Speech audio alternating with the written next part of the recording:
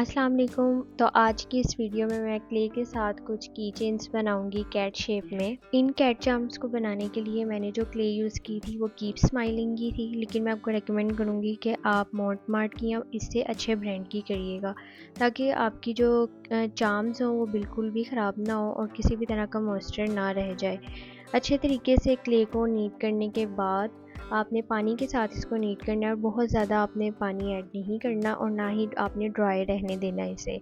अच्छे तरीके से आपने इसकी कंसिस्टेंसी देख लेनी है। आपने इसका टेक्सचर को देखना है कि बहुत ज़्यादा भी वेट ना हो और बहुत ज़्यादा ड्राई भी ना हो।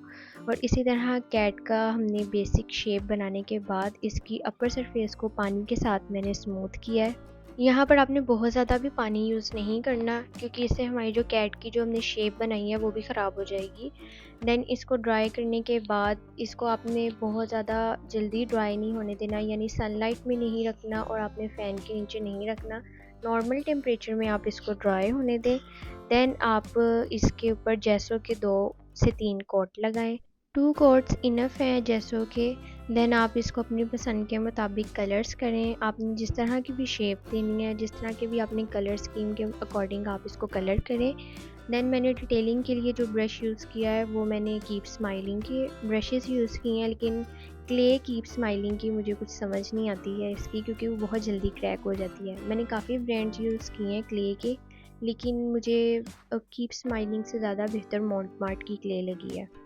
सारी मिनी डिटेलिंग देने के बाद मैंने इसको ड्राई होने के लिए रख दिया था, क्योंकि एक्रेलिक कलर्स जल्दी ड्राई होते हैं, लेकिन मैं फिर भी एक्स्ट्रा सिक्योरिटी के लिए सिर्फ 5 to 6 आवर मिनिमम मैं इसको ड्राई के लिए लाजमी रखती हूँ। देन ऊपर इसके कोट करती हूँ, या फिर वार्निश का या फिर यूवी रेज़न का। इस तरह के मैंने काफ़ी क्ले चार्म्स पहले ही बना लिए थे, इसलिए रिकॉर्डिंग के लिए मेरे पास सिर्फ 2 ही थे जिसमें मैंने आपको डिटेलिंग बताई थी। बिल्कुल इसी तरह की डिटेलिंग मैंने दूसरे चार्म्स में भी ऐड की है। मेरे पास जितने भी डिटेलिंग ब्रशेस थे उनकी टिप काफ़ी ख़राब हो चुकी थी, इसलिए मेरे पास डिटेलिंग के लिए ब्रशेस नहीं थे। तो मैंने जो है ब्लैक मार्कर यूज़ किया, परमानेंट मार्कर।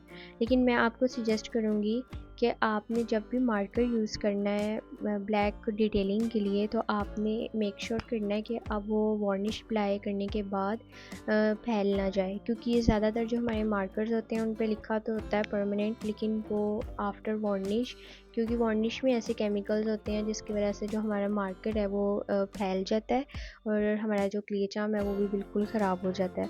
तो यहाँ पर आप एक दफ़ा किसी रफ़ पीस पे टेस्ट कर लें, देन आप इसको अप्लाई करें। आई हेड पिन इंसर्ट करने वाला पार्ट मैं रिकॉर्ड नहीं कर पाती, क्योंकि मैंने इसको जब मैं क्ले से शेप देती हूँ इसके 2 या 3 घंटे बाद मैंने आई हेड पिन इंसर्ट करनी होती है, तो वो पार्ट मेरे से हमेशा स्किप हो जाता है रिकॉर्ड करना।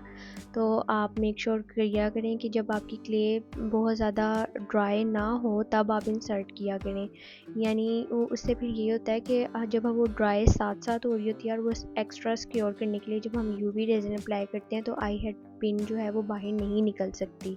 यहाँ पर मैंने यूवी रेज़न को अप्लाई करना स्टार्ट कर दिया है। तो ये पहला कोट है, इसके ऊपर मैं सेकंड कोट करूँगी, लेकिन पहले कोट का ड्राई होना बहुत ज़रूरी है। इससे फिर ये होगा कि जो हम दूसरा कोट अप्लाई करेंगे वो बहुत मोर इवन होगा।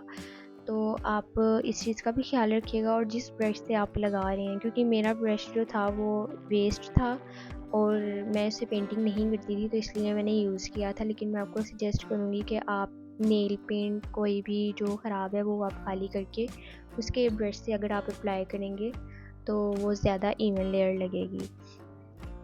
रेज़न ड्राई होने के बाद यहाँ पर मैंने जंपरिंग के साथ कुछ एक्स्ट्रा शेप्स अटैच की थी। देन मैंने की चेन की हुक साथ अटैच कर दी और हमारे लिए की चेन्स हो गए रेडी। तो अगर आपको ये वीडियो अच्छी लगी तो कमेंट सेक्शन में ज़रूर बताइएगा। अल्लाह हाफिज़।